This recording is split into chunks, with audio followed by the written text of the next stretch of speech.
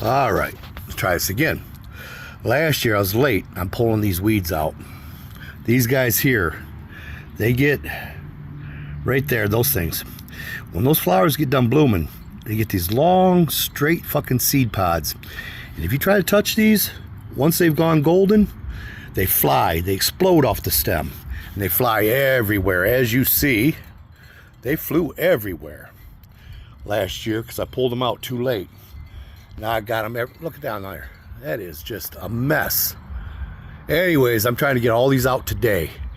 And then I can start turning dirt. I'm early in the season. I usually never start this early, but winter wasn't winter this year. See, they're all back there too. That was last year. I was slow on pulling these things out.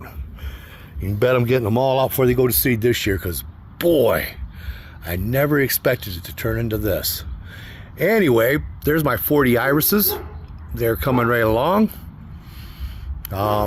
Mixtures of daylilies. And when we get over here, I'll probably show you. Well, let me get up and take a look right quick. Oh, that's the great northern iris. The largest iris in the world. And all mine. This stuff here, this looks a lot like rosemary. This straight here, it's a weed. Oh, it's prickly too. I wonder what the hell that is. It doesn't have no smell, so it ain't a spice that I have ever grown. Here we are. These are the big lilies. These are tree lilies and other ornamentals. You see I got a few weeds in here. I've been trying to keep on top of it. This is more of my lilies. And over here, that one's already got flowers on it. This is my new nursery. This is where all the seedlings came off of last year's lilies, and now they're coming up. So I've got reproduction in order. Those are the hyacinths. Yes, what's up, Dan? Yes, I'll bring you another one right now. How's that sound? Children want ice cream sandwiches. Got the strawberry shortcake ones. Yes, I'll bring you some more. I'll be right there. Anyways, y'all have a good day. All right, I guess I'm recording. Oh shit, did I turn this off and turn it back on? Looks like I did. Anyway, I had to take care of the children, give them their popsicles and things. This weed, if you see, last year was the first year I saw it. It has well, I can show you on that one. It has a deep root. Let me see if I can get a big one out of here. Well, not really. Anyways, these little guys here, these little things on the sides here, those are the seed pods. That right there is right there is a seed pod. Seed pods right there, yes. Those will explode off the stem. Once they go golden, if you try to touch them, or if they get any vibration at all, they will shoot off, 10 foot. Anyway, what I want to show you is this. Over there in the yard, see, all my grass is gone. It's this weed only. Because that weed, last year was the first year we didn't have a solid frost or a solid freeze on the ground. And last year was the first year I saw these. And I didn't know what they were, and I didn't know how dangerous it was to let them go. Because look, back here, I got a whole thing there. This all has to be hand pulled because I don't use herbicides and I don't use pesticides. That's why in my garden, there's toads, there's frogs. Yeah, tree frogs live in this garden. Snails. My worm count is good. Bottom line is everything that you're supposed to see. Orb spiders. Now keep in mind, this is a very small lot. But I get praying mantises, orb weaving spiders. Basically the things that you only see out in the field, in the country, I get in the city. And it's because of the way I take care of my yard, or my garden, put it that way. I've made a home for all life, proper. Not that old, man, people and their ways of doing things. Men get in the way of nature far too often. And in doing so, shit like this happens. These weeds, for one thing. Oh, and these little guys, if I didn't pull these out every year, this is, and I just had the name in my head, and I just spoke it, that's why I even turned this on. Oh, wild geranium. That is a wild geranium. They're native to Michigan. Anytime you have any disturbed dirt, the geranium is the first one to hit before, well, Now we got this one, whatever the fuck it is. And it has to come out right now. See the tops of the wild geranium over here? See how they stand up? The wild geranium is a shallow rooter. It will carpet the soil literally to where nothing else can live. It'll take the first half inch of the dirt and nothing else can penetrate it. It will kill everything else around it. So it's a landholder, and that's what this one is. My God, this one's got a deep root. But anyway, yeah, as you see, that whatever it is frickin' everywhere. And it's because last year when I pulled them out late when they were golden. And like I said, them seed pods, they jump off of this thing. As soon as you touch them, it's just they're everywhere. Wild geranium. See, that used to cover the yard. It killed all the grass here. I had to pull it all out by hand. And I did. But it keeps coming back because it's a rooter. I'm glad the other one's a cedar. That's why the geranium, wild geranium, is such a problem, because it is a rooter. And to get rid of it, well, you see it's all in there. And that's Mom's. Oh, those are the peonies. And I gotta get in here, get this crap out of here. Right there. That is the it is a purple flower. Clemis. That's my clemis. It's a vine. See, oh, it's already got its leaves on. We are so early in the season. February, March, April, May. We are 60 days early on everything. I'm gonna take you out front. I may as well do it right now because get this over with so I can finish weeding this garden. You see, I showed you those, and all that shit has to come out of there, otherwise it's going to turn into a real nightmare. These are all my irises, all up early. These are the Japanese irises, all up early. You see, I got a lot of work. When I get done here today, all that'll be gone. You won't see nothing but plants that are supposed to be here by the end of this day. See, you hear the lawnmower going. It's about 70 degrees today. Surprising. It's not supposed to be 70 degrees this early in the year. That is the sea hollyhock. That's blue. Real nice flower. Those are the hyacinths over here. I'll probably be moving these hyacinths out front this year. There's some crocus mixed up in there, and that goes up to the lily bed. That's the new lily bed. Those are the first year lilies. It's the first year of first year lilies I've got to last. Apparently my soil composition before was poor, because every time I put yearlings in, they died. They don't die no more, as you see. But that is $2,000 worth of dirt. I raised those beds. Those are 15 inches. When I get rid of those weeds, you're going to see 15 full inches above the soil line. $2,000 worth of dirt. Man, but I've got it going on now. These flowers are, oh, they're multiplying. Anyway, out here is the hyacinths and the tulips. You see they're coming in good now. Great. Those are great. Great crocus, I think it is. You see all the tulips are looking good. A lot more tulips coming in. Hyacinths are starting to die off. They'll be giving bulbs at the top to replace. And more tulips. My daffodils there on the end. And hyacinth. And this. That, I'm not sure what it is. I remember planting it, and I thought it died, and now it's here. And those are the irises. Those are the Siberian irises. They have yet to flower for me. You see, those are the daffodils. Daffodils you have to keep away from other things, because daffodils produce an enzyme, a poison for other plants. You get anything too close to them, it'll kill them. And if you try to put them in a vase with other plants, it'll kill them. Anyways, there's Mom's peonies. They're coming back up again. I've moved them out of here 3 times in a row. 3 times in a row they've come back. Yeah, I'm trying to put roses in there. I was looking for a climbing rose to add that place, but if I keep getting those peonies coming up, yeah, well, the rose I'm looking at is either purple or red and yellow. Okay, well, those are tulips.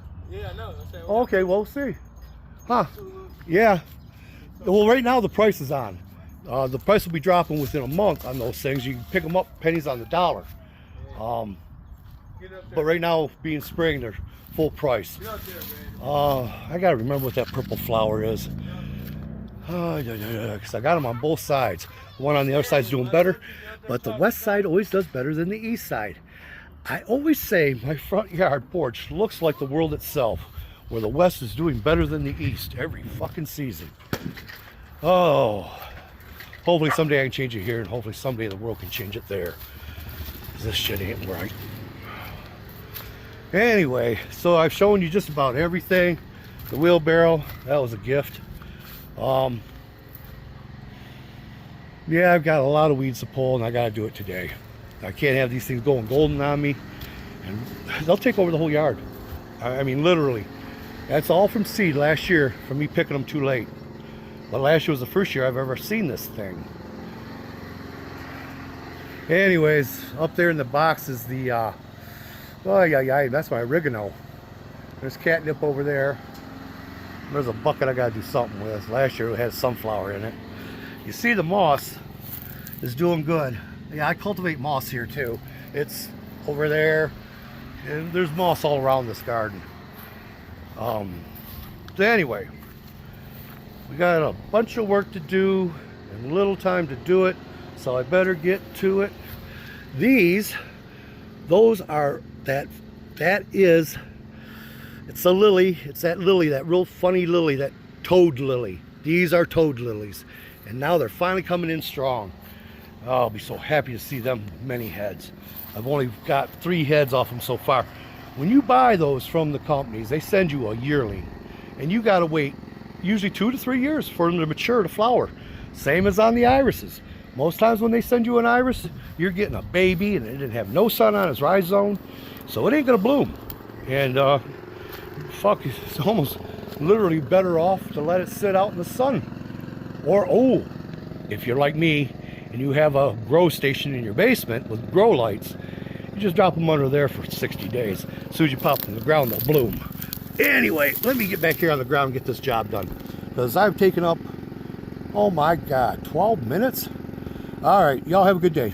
Okay, well, you can see I got most of them weeds pulled. Over there, over here, over here. Those are the piles. The piles. Oh, let's do, yeah, there is piles. These fucking piles. Oh, damn it. Piles are huge. All of 2 foot high. Well, 15, 20, 18 inches. You see I pulled all those weeds. I gotta get back there in that corner to get that out yet. But the front is done. And now you can actually see the 15 inches added to the lily beds. That all had to come out. Man, there's that pile there. Oh, can I get to it? There we go, pile. Huge ass pile. Then I gotta get in there and get them strawberries cleared out. They got them same frickin' weeds in there. That one there has really got me wondering. Anyways, it was a few hours, and now it's done. I start turning this here. Originally, when I turned these gardens, that was why I turned them, was because of the wild geranium. The wild geranium, when I came home from prison, this shit here, that's all there was in the yard. Like I said, it only goes about a 1/4 inch, and it's like carpet. Let me see if I can find one here for you. Show you the carpeting of this shit. That is it right there. It covers the surface of the ground, chokes out everything. But I think this new weed, because it is such a grower. I mean, shit, we ain't had a week of fucking good weather, and this shit's already fucking 10 inches high. If I needed something for biomass, this is the one I'd pick. Anyway, I'm gonna get the rest of these fucking weeds out of here, because I'm not having to. If I'm lucky and it's a cedar, if I can keep pulling them out, they'll fucking be gone within 3 years. Yeah, because seeds usually that's about 3 to 5 years. So you're dealing with that same fucking shit after one fucking exposure for a few years. Almost a social disease in its characteristics. Anyway, you see the little beds are coming in. Everything's coming in nice. And I'm one step closer to having this done. We gotta get them daffodils out front. Gotta get those hyacinths out front. And I probably have to spread some of these irises out, give them some more room to work. That is about it for right now. The phlox are pretty tall. Again, this is only March. And I've got May growth in March. Oh, yeah, that's what I was going to say. You watch your market reports. China's had bad yields a decade, 10 years. They've been buying up all food stores from all around the world. You keep in mind the fisheries are almost gone, and the Asian population eat primarily fish. We're coming to that time.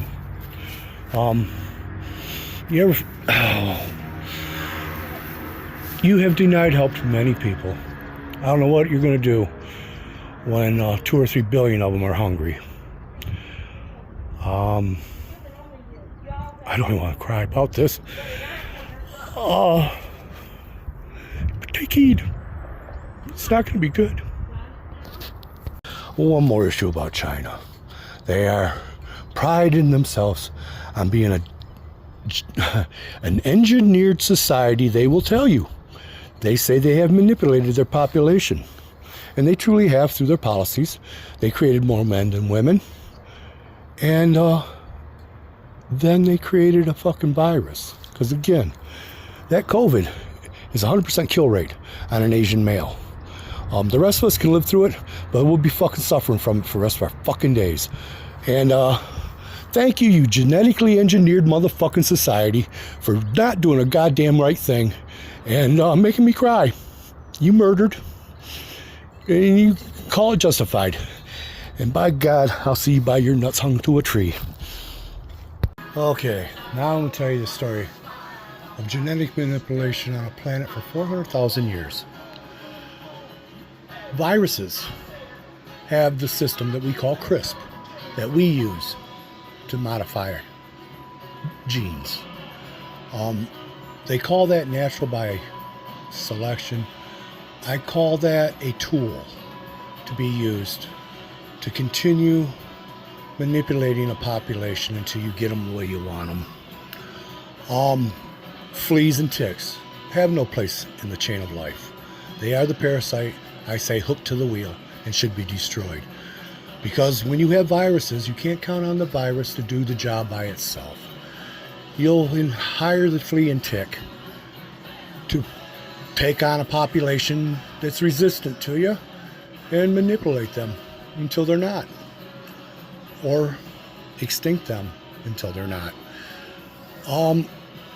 If you look at the history of the Sumerian and the Anunnaki, you understand real fast that almost everything you know that you thought you knew, you didn't know, didn't have a fucking clue. Anyway, so yeah, at some point, and there's the difference between blue blood and iron blood. Iron blood's the only thing the virus can work on. Blue blood is copper-based and cannot work on that. And I'm thinking that's the problem they had in manipulating us to this planet, was that they are a race of blue blood, of copper-based blood type, and they are not subject to viruses or the manipulation of their DNA, as we are, because of our blood, because of who we are and who made us. And the Chinese, with what they do with that fucking COVID thing, they should be strung up. That's all there is to it. Nature doesn't produce what was produced. When they showed me that double Y, and they showed me that double X, not in the right spots, and honestly, you can go through 1,000 fucking trials of this, and you'll find that that fucking virus cannot be of nature. It was so hand manipulated, it has tell signs all over it. So anyway, that's another thing, and that's all the geneticists. I've been listening to them, and I believe them. In China, with their proud ass, we genetically, or they say they socially engineered it. And they socially engineered themselves, painted themselves into a corner, and got that shit on the market. Because, again, the average dowry for an Asian woman is $1 million. And if you got 9 men, 8 of them wants to kill the government because of it. So, yeah, you have to get rid of the extras. I think I've told you more than I should have already. But there's the gist of everything. This has been going on a very long time. They might have stepped away from the table, but they didn't stop fucking manipulating it. And I can guarantee you the flea, the tick, and the fucking virus all the same system, all to do the same reason. I can understand viruses, but flea and tick I don't. That was a monster fucking move to even introduce them here. Anyways, have a good day.